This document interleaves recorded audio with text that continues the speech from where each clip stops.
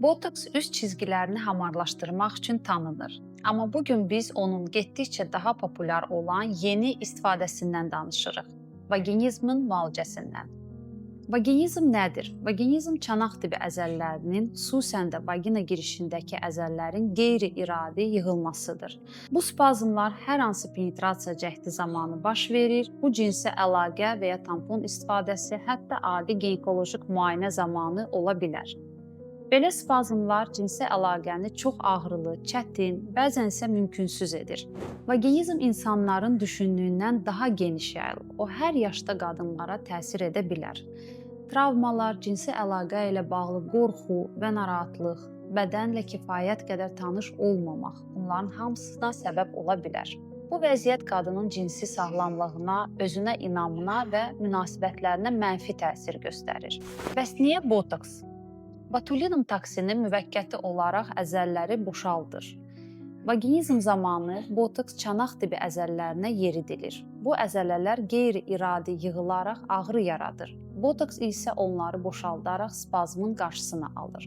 Bunun nəticəsində qadın cinsi əlaqəyə və ya digər vaginal penetrasiyaya ağrısız qoşula bilir.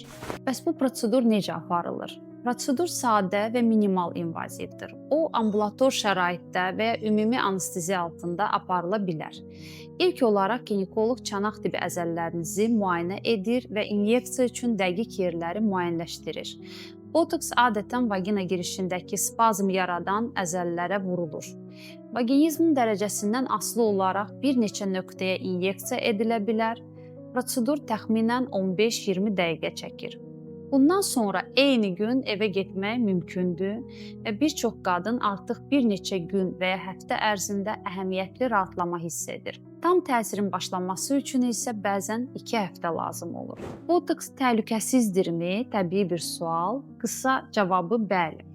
Vacib olan odur ki, proseduru təcrübəli həkim icra etsin. İnyeksiyanın dəqiq yerə vurulması uğurlu nəticə üçün əsas şərtdir.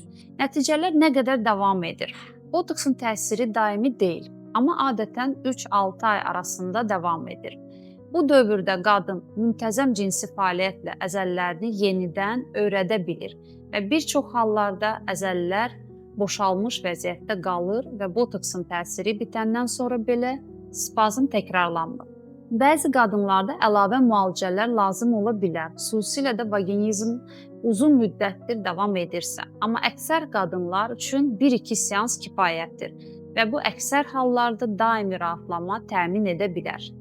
Bu da onların həyat keyfiyyətini əhəmiyyətli dərəcədə yaxşılaşdırır.